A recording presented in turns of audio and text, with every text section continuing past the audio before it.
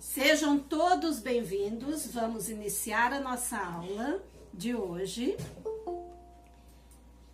Primeiramente, ô seus cabeçudos, fala mais baixo aí, ó.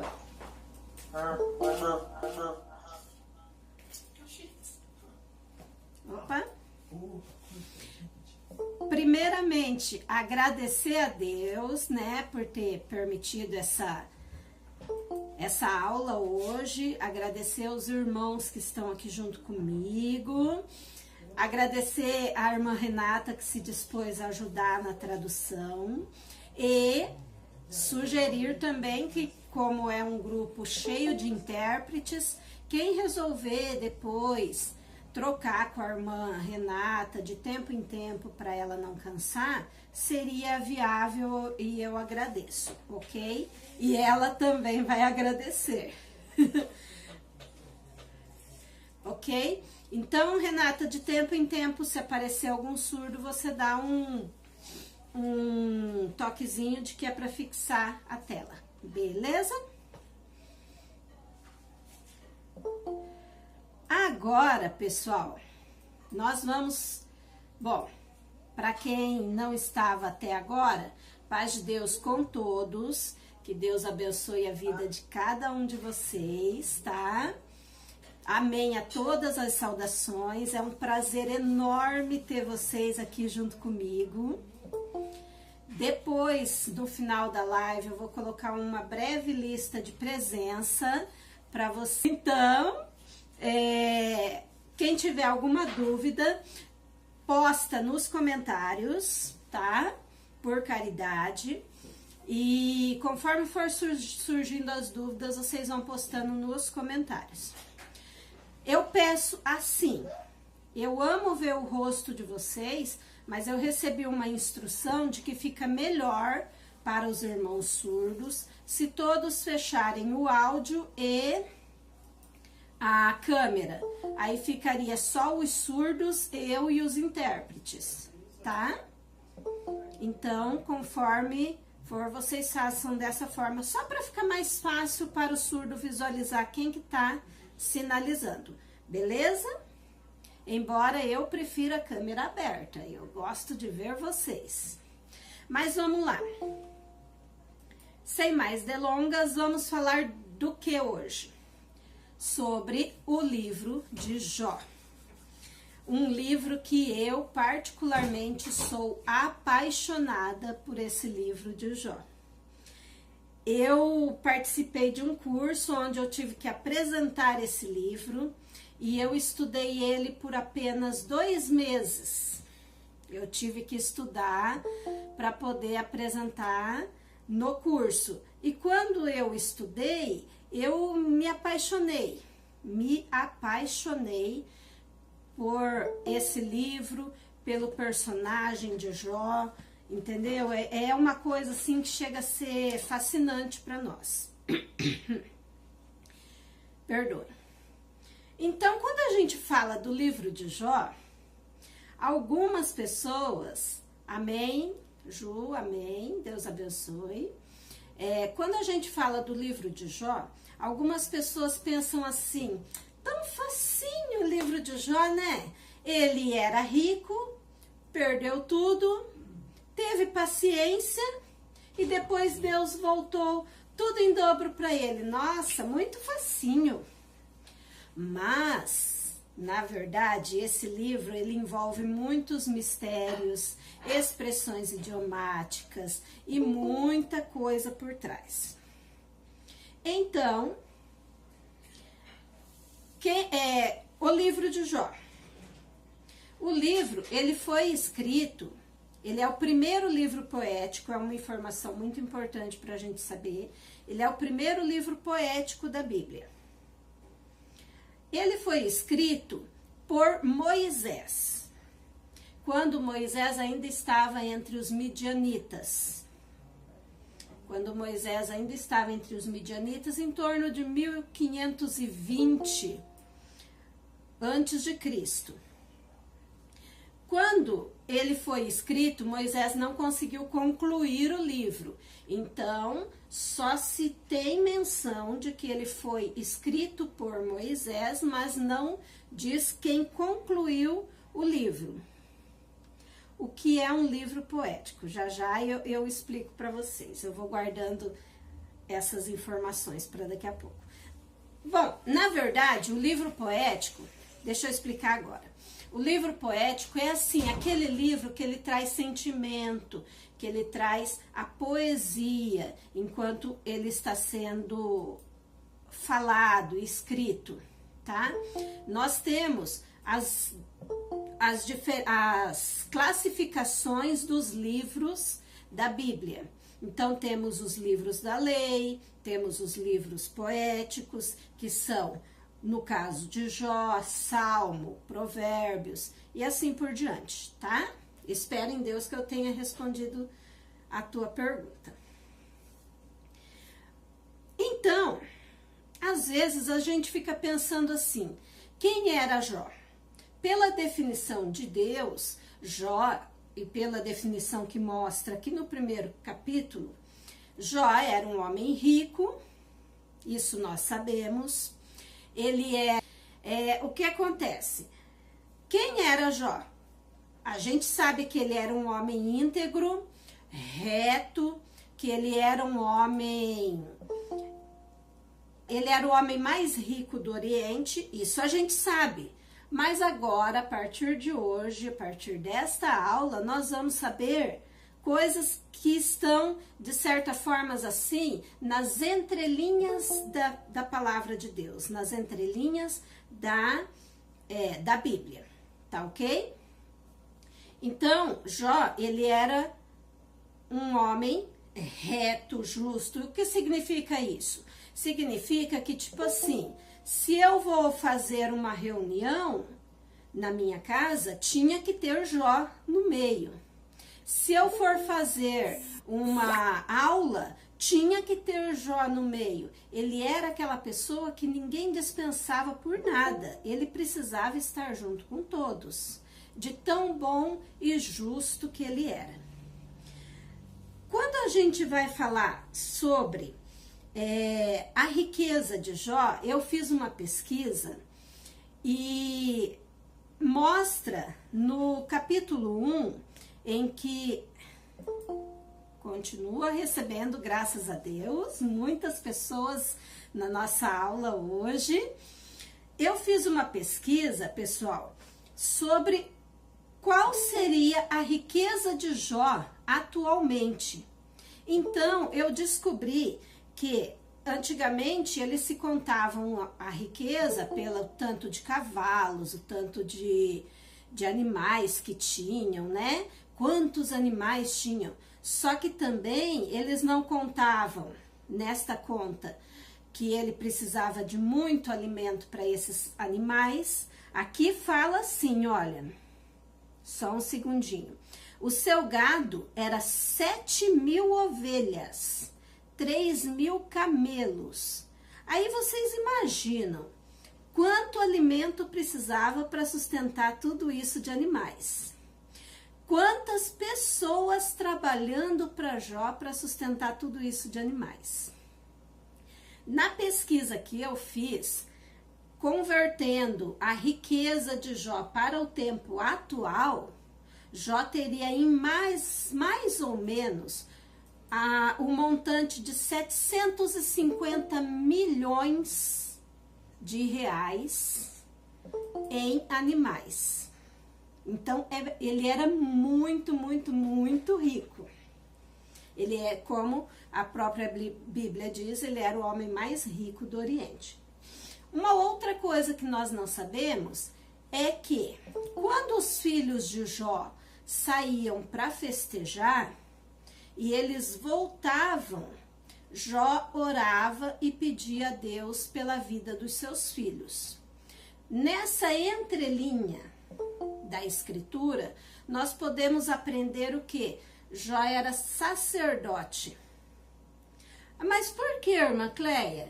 Porque naquele tempo somente os sacerdotes podiam orar pedindo pelo povo.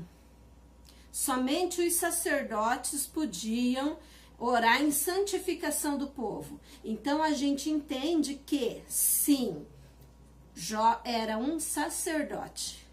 Outro sacerdote que a gente conhece é o Abraão. Quando Abimeleque quis tomar Sara como esposa e Deus falou para ele, não, você não vai tomar Sara como esposa, então próprio Deus falou para o rei Abimeleque, você vai até Abraão porque ele é sacerdote e ele vai orar por você. Então aí a gente começa a entender que sim, Jó era um sacerdote.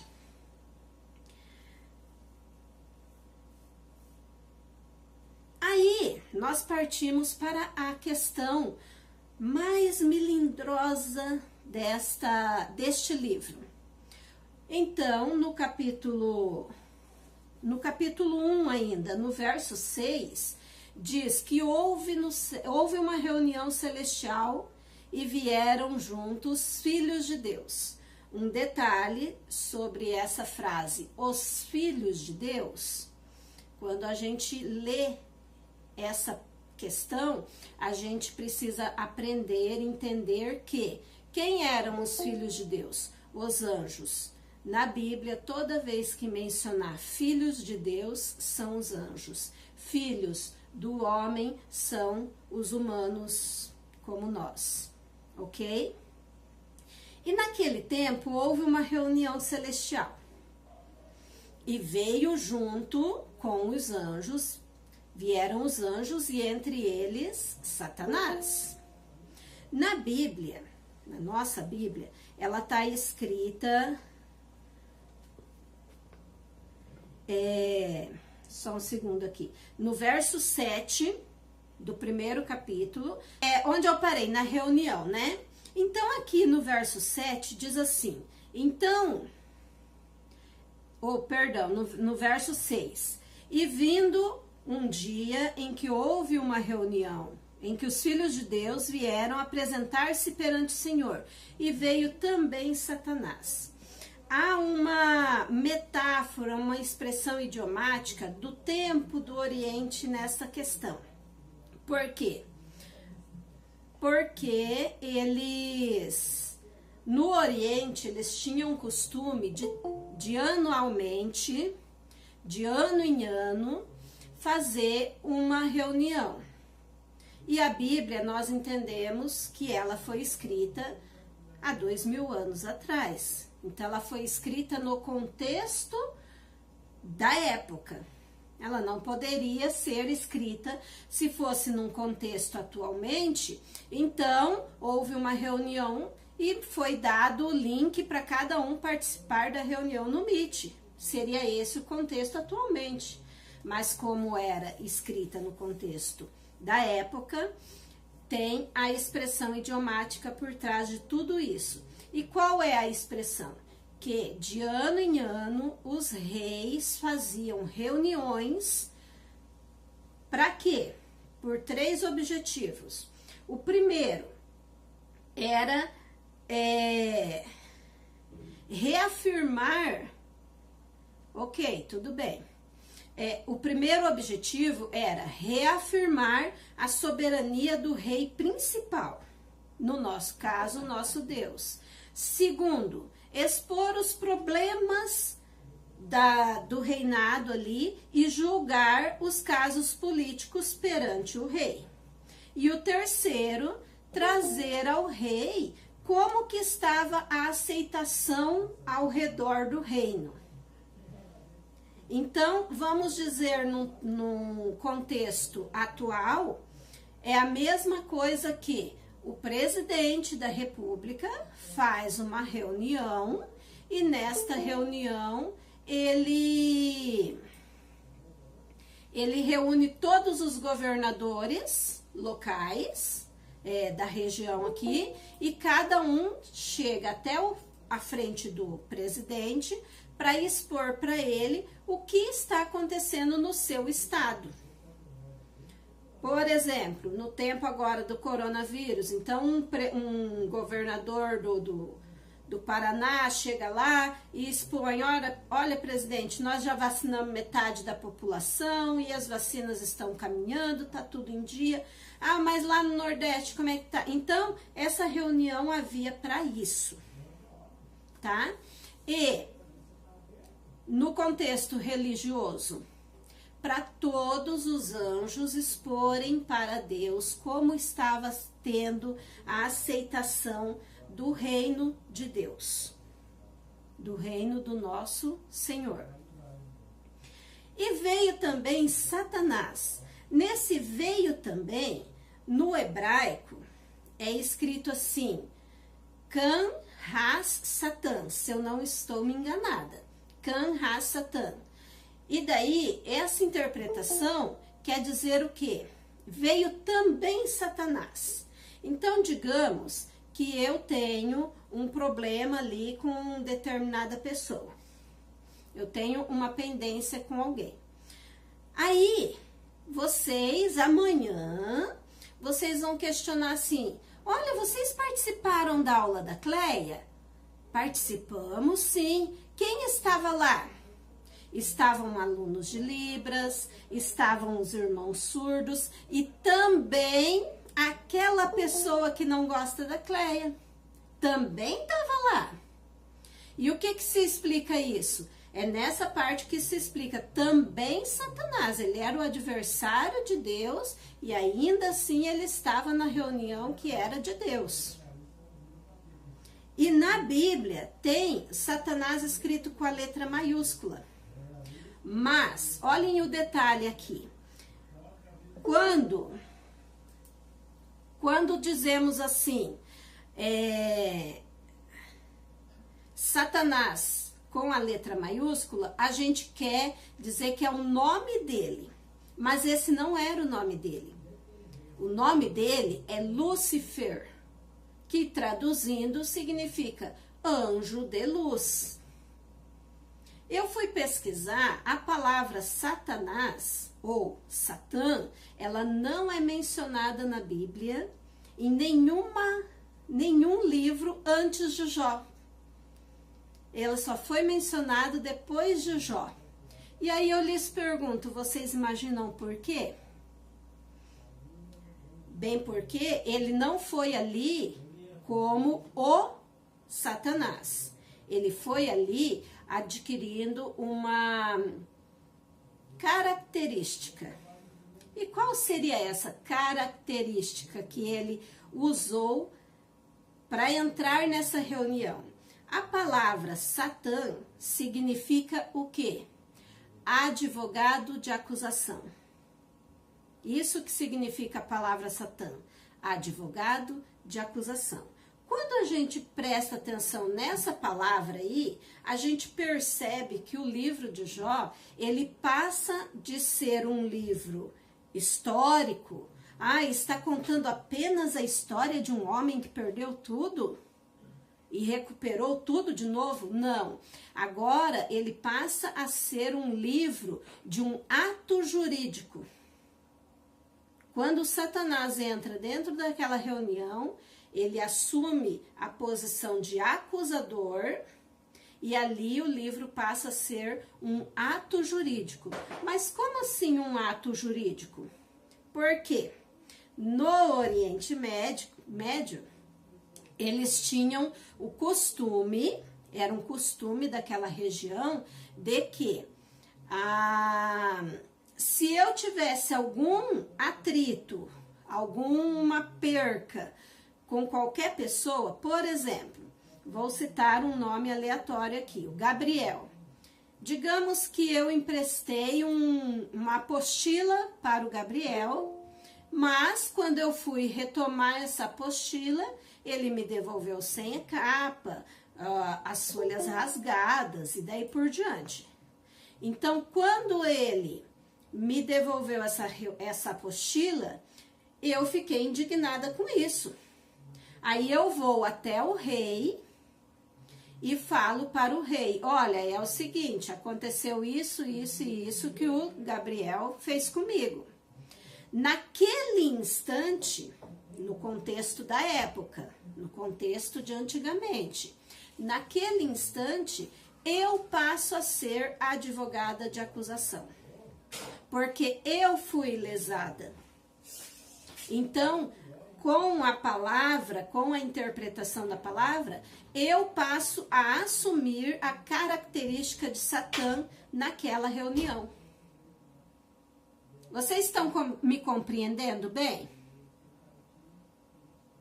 Coloquem aqui nos comentários se vocês estão conseguindo compreender os raciocínios.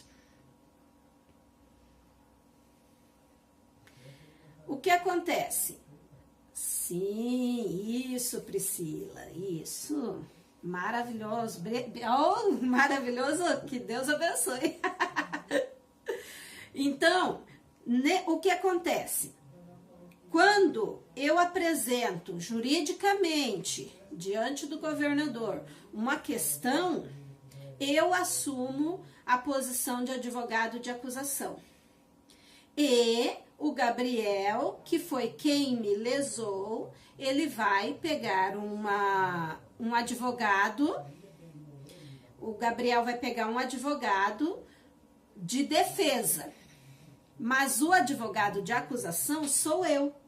Totalmente diferente do que é atualmente, que a gente tem aqui, pessoas que trabalham na área jurídica e poderia dar essa aula melhor ainda do que eu, mas o que acontece? Atualmente na área jurídica tem o advogado de defesa, o advogado de acusação. No contexto da época, o advogado de acusação era quem era lesado naquela situação, quem tinha o prejuízo. Exatamente, é isso que eu vou falar agora. E nessa pergunta tua aí tem uma explicação bem interessante. Aí, entendemos o quê? Jó, ele era sacerdote. Então, o que acontece?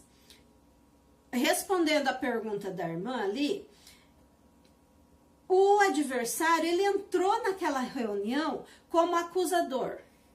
E ele estava se sentindo lesado por o quê? O que ele tinha perdido? O que ele estava fazendo a petição dele? A favor do quê? Ele estava pedindo que ele estava se sentindo lesado, prejudicado, porque as almas do mundo, as almas de nós humanos, ele estava tendo prejuízo com tudo aquilo.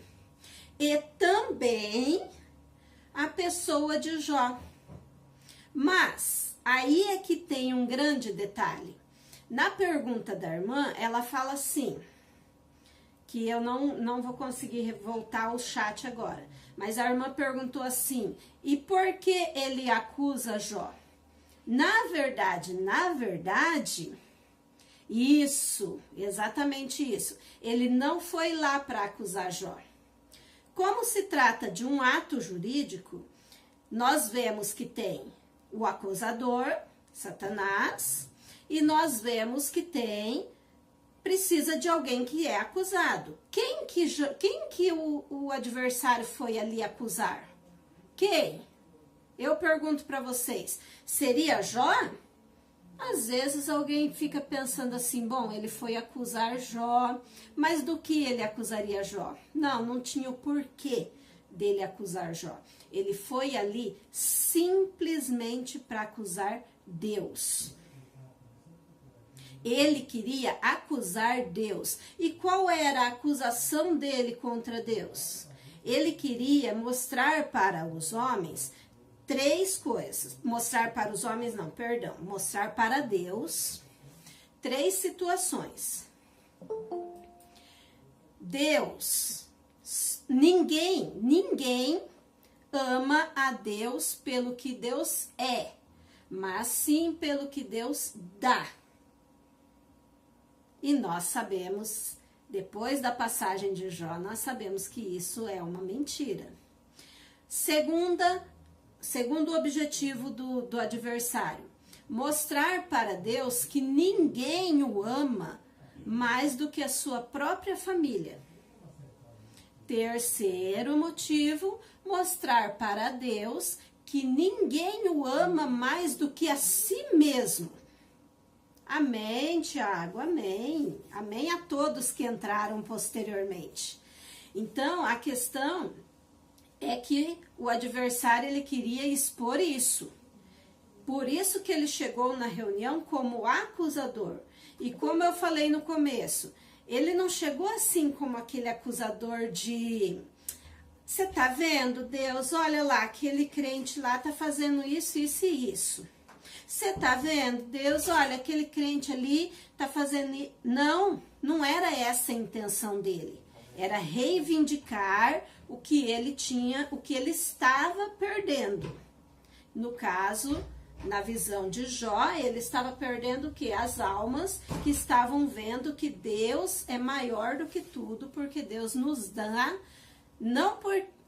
nós não amamos Deus pelo que Ele nos dá, nós amamos Deus pelo que Ele realmente é. Ok. Na parte do advogado de acusação, vocês compreenderam? Está tudo certo? Se nós temos um ato jurídico aqui, um advogado de acusação, nós temos um acusado. Quem era o advogado de defesa? Quem era o advogado de defesa?